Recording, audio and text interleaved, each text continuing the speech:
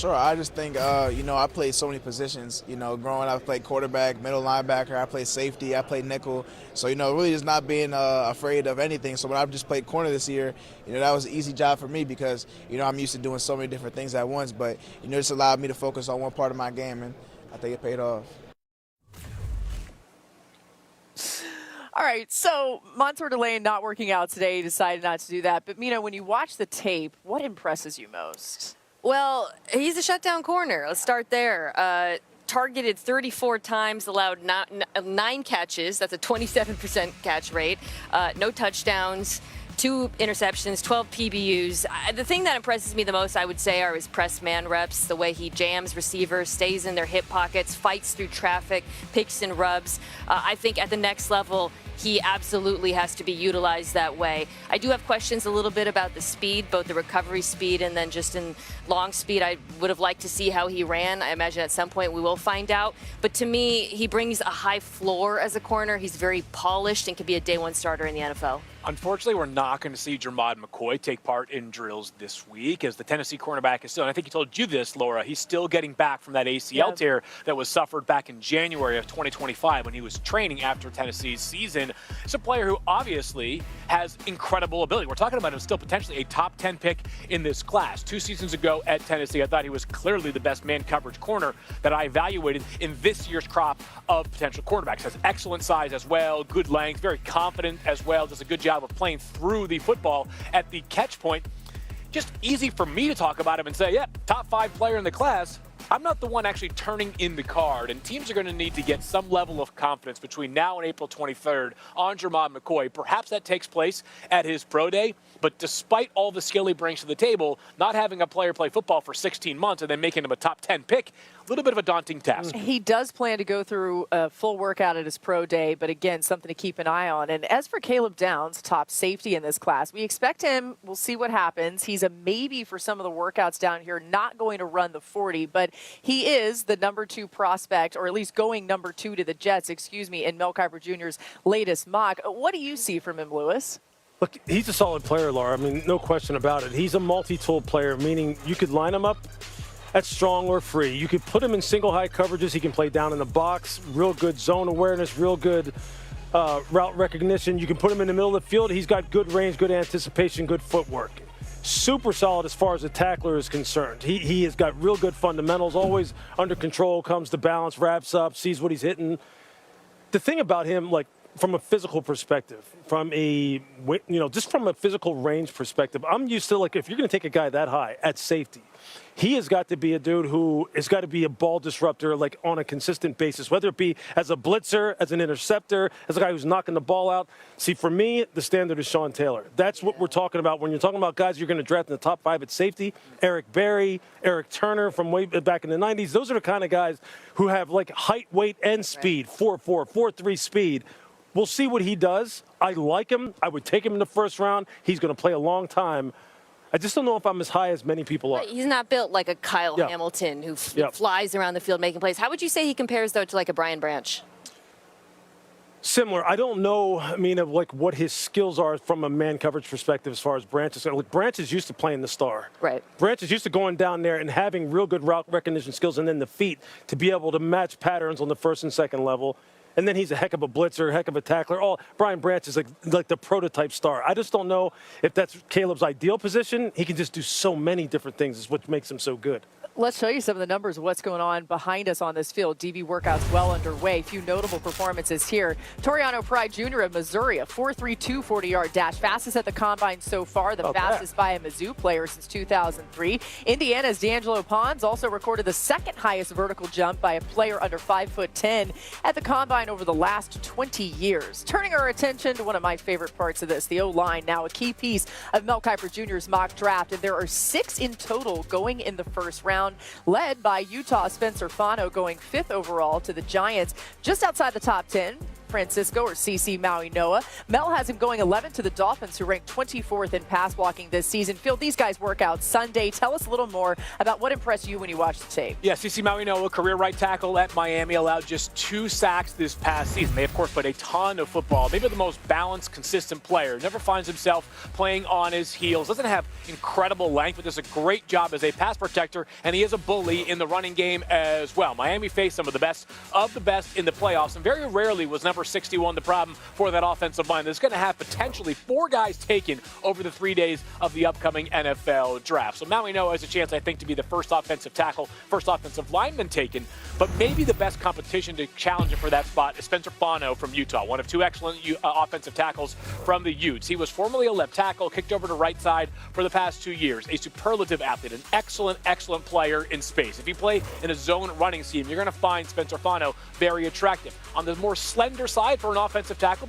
still a little over 300 pounds. You got to remind yourself these guys are built different, but a guy who has very good ability to get out in space, take on these second and third level defenders. I think both of these guys have a chance to be taken in the first 15 picks.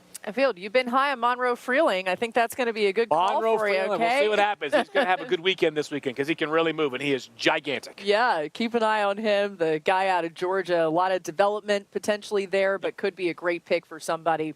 We've got more coming your way still here in Indy, and so glad that you're with us. Ty Simpson was arriving here this morning to speak to the media. Mel Kiper had him going 21st to the Steelers in his latest mock. I caught up with Simpson this morning, asked about his decision to throw here tomorrow. I grew up watching the combine, so watching guys throw, it was a dream come true to be able to, 1, get invited, and 2, I was like, why not, right? Like, I love to throw the football, and if I had a chance to, if I was healthy enough, like, I definitely was. So, being able to come out here and wanting to throw against good, quarterbacks and 2 good players, like, why not? Like, I'm a quarterback. I love to throw. If we, wanted to throw in the parking lot, I would. So I'm super excited, and I can't wait for the opportunity. I'm just going to be the best Ty Simpson that I can be, right? Like, I'm going to make sure that, I'm disciplined in my drops and disciplined in my footwork, but also, right, of just, showing that I'm an elite thrower of the ball. People question my arm strength, but I'm going to show them that, there's not a throw on the field that I can't make. So I'm very excited. I think it'll be a fun opportunity. I think, this is what I dreamed of. And, if I had the opportunity to throw the combine, like, why not? You've completed all your meetings this week. Any teams stick out? I mean, I had an opportunity, to meet with a bunch of teams, and, I enjoyed them all, right? Like, met with the Cardinals, met with the Browns, the Dolphins, Tampa Bay, Packers, Steelers, Jets.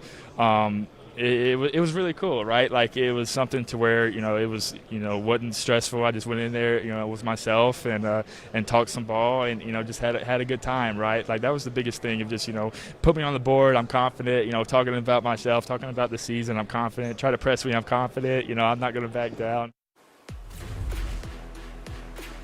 Few teams he mentioned there would be interesting destinations. Simpson, one of several notable quarterbacks available this offseason. Free agents like Daniel Jones, of course, Malik Willis and Kirk Cousins, or in the draft, Simpson, Fernando Mendoza. These are some of the options you see there. A few trade or cut candidates too, right? Mac Jones, Kyler, Tua Tagovailoa, Anthony Richardson, who the Colts okayed to seek a trade. That was the breaking news on Thursday. And Adam, one team likely to add some competition, at least in the quarterback room, the Vikings, after a lackluster season out of JJ McCarthy. What do you think some of the options are there for Minnesota? Look, you saw a bunch of the quarterback names. One of the names not on there also, Geno Smith of the Raiders. The Raiders waiting to make a decision on Geno Smith. We'll see what they do with him. Minnesota knows it has to find the right veteran quarterback to bring in to challenge JJ McCarthy, yet not really threaten him. So is that a player like a Daniel Jones, depending on what the Indianapolis Colts do with their franchise tag? You would think that they're going to go ahead and tag Jones to some extent. Franchise, transition, whatever it may be. And if it's a transition tag, then maybe the Vikings could see an opening there to step in and get something done. But there's a lot of quarterback options, and everybody around the league knows that Minnesota has to do something to add to that room and complement the position. Yeah, I think all these guys send a much different message depending upon who you bring in. You bring in Daniel Jones as opposed to Geno Smith. No disrespect to Geno Smith, but that's a much different calculus. That's a much different message that you're sending JJ McCarthy. And quite honestly, you're probably looking at that from a much different perspective also, because Daniel Jones isn't coming there to be anybody's bridge. Now, obviously, he's coming off of an injury, a very significant injury to his Achilles. But if you're Daniel Jones, you're looking at your career like this. Look at how last year was going for me before I got hurt. I was one of the hottest quarterbacks in the NFL. You think I'm coming in here to just kind of like challenge JJ McCarthy and say, hey, look, man, I'm just trying to get you going, trying to get you to become more of a pro, trying to get you to lock in? No, he's probably sitting there thinking, this is a 3, 4, 5-year proposition for me. So I think this is a real interesting one, because that wasn't a name that I even considered for being someone who ideally would fit into that quarterback room. All of a sudden, Adam, like usual, has made this thing a little bit more interesting. Adam, No, yes, well, listen, those are all names. Like, No, I know. I'm not saying you're breaking news. Peter's gonna have options. But that's a much different, and I would tell different you, name, though. The Daniel Jones thing is interesting, because everyone says that Kwesi lost his job because they let Sam Darnold. You could go through the whole GM situation in Minnesota.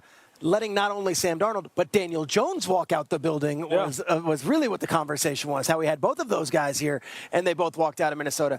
I think Kyler is another one where you're saying that's a real challenge. Like Daniel Jones and Kyler, if you're signing those guys, that's, hey, JJ, you might not be the future. We might be going with this guy. But if it's Geno, if it's Joe Flacco, then it's a different conversation, and it's okay. We want a veteran guy in the room to maybe be able to throw the ball and be a starter if needed. But in the truth, JJ's still our guy, and they're going to challenge each other. So I think it's wide open, but I would look at Kyler as that, hey, if they're doing that, this is not just a challenge. This is, hey, you might be taking your job. Or B, a Geno Smith, where it'd have to be a little gymnastics with the Raiders, but maybe that's more of the in-between. Kyler, Geno, Daniel Jones. Somebody. That's the point. Somebody's Carson coming Wentz in there. will not be the backup next year going into the season. But I expect him to be back in Minnesota, but there'll be another guy. There's going to be somebody else there, right? And just for reference, I mean, Geno led the NFL in interceptions this season. Some of that had to do with what was around him, right? Kyler's played in only 30 of the Cardinals' last 55 games. The foot injury and the other details there, the layers of that situation certainly factored in. All right. We are so glad to have come your way from the Combine here for the last couple of days, and we'll see you as always. Our coverage continues on ESPN, 4 p.m. Eastern every day for NFL Live. And thanks so much for watching our coverage here as the Scouting Combine continues on. We'll continue to cover everything free agencies coming your way, as well as the lead up to the draft.